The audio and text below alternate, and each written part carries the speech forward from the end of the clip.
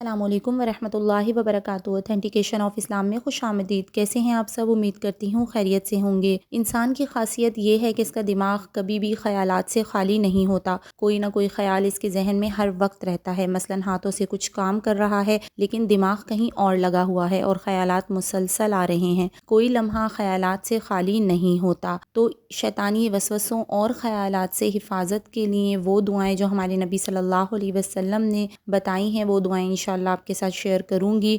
ہر انسان کو اپنی زندگی میں شیطانی وسوسے اور خیالات آتے رہتے ہیں، اور بعض اوقات کیا ہوتا ہے کہ شیطان کے دھوکے میں آ کے ان خیالات کی وجہ سے ہم سے کوئی نہ کوئی گناہ ہو جاتا ہے۔ تو اگر گناہ ہو جائے اور پھر دل یہ گواہی دے کہ ہاں ہم نے یہ غلط کام کیا ہے، تو اللہ تعالیٰ نے اس کے لیے ایک راستہ بتایا ہے، وہ ہے توبہ کا راستہ۔ تو اگر گناہ ہو جائے تو توبہ استغفار کریں، اللہ تعالیٰ سے اپنے گناہوں کی رو رو کے معافی مانگیں اور کوشش کریں کہ ہم آئندہ یہ گناہ نہیں کریں گے۔ اب گناہ جو ہے وہ کون کرواتا ہے؟ شیطان کرواتا ہے، اور شیطان کے وسوسے اور شیطانی خیالات آنے سے روکنے کے لیے ہمارے نبی نے جو دعائیں بتائی ہیں وہ چلیے آپ کے ساتھ شیئر کرتی ہوں۔ اور اس کے علاوہ کون سی ایسی دعائیں ہیں جو ہمیں اللہ تعالیٰ سے ہر وقت مانگتے رہنا چاہیے ان وساوس اور خیالات سے بچنے کے لیے۔ تو چلیے اپنی ویڈیو سٹارٹ کرتے ہیں، لیکن اس سے پہلے اگر آپ میرے چینل پر نیو ہیں تو میرے چینل کو سبسکرائب کر دیجئے اور میری ویڈیوز کو لائک اینڈ شیئر کر دیجئے، اور بیل آئیکن کو پریس کرنا مت بھولیے گا تاکہ میری ہر آنے والی نیو ویڈیو آپ کو مل سکے۔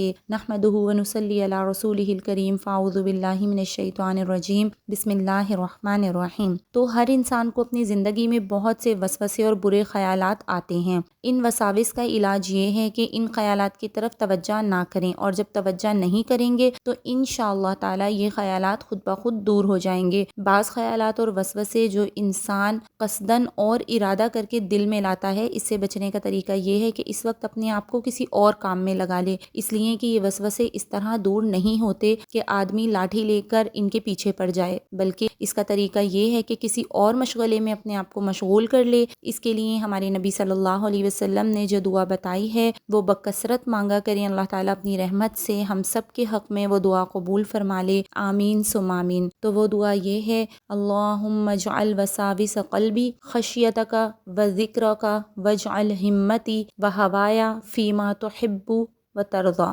تب اور اس دعا کو پڑھ دیتی ہوں: اللہم اجعل وساوس قلبی خشیتک و ذکرک واجعل ہمتی و ہوایا فیما تحب و ترضی۔ اے اللہ، میرے دل میں آنے والے خیالات کو اپنی خشیت اور اپنے ذکر میں تبدیل فرما دیجئے، اور اے اللہ میرے دل کے خیالات اور میری خواہشات کا رخ موڑ کر ان چیزوں کی طرف کر دیجئے جو آپ کو پسند ہوں۔ کیا عجیب و غریب اور کتنی خوبصورت دعا آپ صلی اللہ علیہ وسلم نے ہمیں بتائی ہے۔ ہمارے نبی صلی اللہ علیہ وسلم ہمیں ایسی ایسی دعائیں تلقین فرما گئے کہ انسان اس کا تصور بھی نہیں کر سکتا۔ تو چلیے وہ دعائیں جو اٹھتے بیٹھتے چلتے پھرتے ہمیں اللہ تعالیٰ سے مانگتے رہنا چاہیے۔ تو یہ دعا کرنی چاہیے کہ جو فضول خیالات آ رہے ہیں جن کا کوئی فائدہ نہیں ہے، یا اللہ یہ خیالات بدل کر آپ کے ذکر اور آپ خشیت یعنی آپ کے ڈر میں تبدیل ہو جائیں۔ جو خیالات بھی آئے وہ یا تو آپ کے کام کا ہو یا آپ کی خشیت کا ہو، آپ کی یاد کا ہو، آپ کے سامنے حاضر ہونے کا ہو، آپ کی جنت کی نعمتوں کا ہو، دوزخ کے عذاب کا ہو، اور آپ کے دین کے احکام کا خیال ہو۔ اور اے اللہ میرے دل کے خیالات اور میری خواہشات کا رخ موڑ کر ان چیزوں کی طرف کر دیجئے جو آپ کو پسند ہوں۔ تو یہ تو وہ دعائیں تھیں جو ہمیں اپنی سادہ الفاظ میں، سادہ زبان میں اپنے اللہ تعالیٰ سے ہر وقت مانگتے رہنا چاہیے۔ پانچوں وقت کی نمازوں میں بھی جو ہم دعائیں کرتے ہیں ان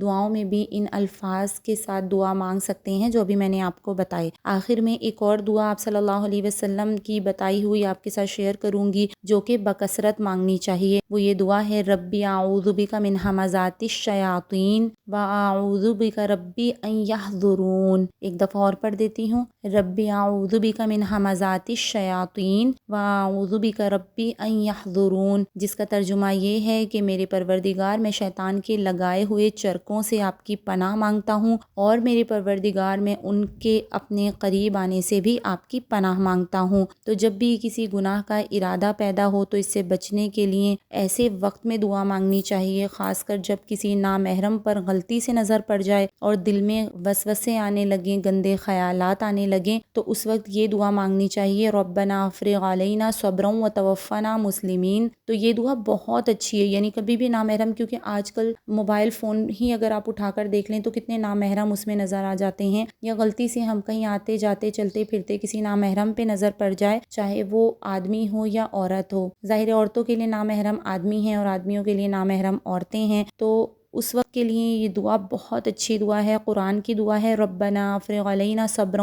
وتوفنا مسلمین، کہ جس کا ترجمہ یہ ہے کہ اے ہمارے پروردگار، ہم پر صبر کے پیمانے انڈیل دے اور ہمیں اس حالت میں موت دے کہ ہم تیرے تابع دار ہوں۔ تو یہ دعا ایسے وقت بھی مانگنی چاہیے جب کوئی صدمہ پہنچا ہوا ہو، کیونکہ صبر مانگا گیا ہے نا اس دعا میں، تو یہ دعا جب کوئی صدمہ پہنچا ہو، اس وقت بھی دل بے تاب ہو جاتا ہے یا کسی طاقتور دشمن سے مقابلہ ہو، تب بھی یہ دعا مانگ سکتے ہیں۔ تو یہ دعائیں جو ہمارے نبی صلی اللہ علیہ وسلم نے بتائی ہیں وہ میں نے آپ کے ساتھ شیئر کی ہیں، تو انشاءاللہ ہم ان دعاؤں کا اہتمام کریں گے تو اللہ تعالیٰ ہمیں شیطانی وسوسوں اور خیالات سے دور رکھیں گے اور ہماری حفاظت کریں گے۔ اور آج کل کے دور میں جب کہ ہر طرف شیطانیت ہے، گناہ کرنا بہت آسان ہو گیا ہے، تو اس دور میں اللہ تعالیٰ سے بہت دعائیں مانگنی چاہیے، اور وہ دعائیں جو سنت سے ثابت ہیں ان کا بہت اہتمام کرنا چاہیے۔ یہ بہت اوتھینٹک دعائیں میں نے آپ کے ساتھ شیئر کی ہیں۔ اگر آپ کو میری ویڈیو پسند آئی ہو تو اس کو لائک اینڈ شیئر کر دیجئے، کیونکہ یہ آپ کے لیے بھی صدقہ جاریہ بنے گی اور میرے لیے بھی، اور میرے چینل کو سبسکرائب کرنا مت بھولیے گا۔ اسی طرح کی اور بہت ساری اوتھینٹک ویڈیوز کے لیے دیکھتے رہیے اوتھینٹیکیشن آف اسلام۔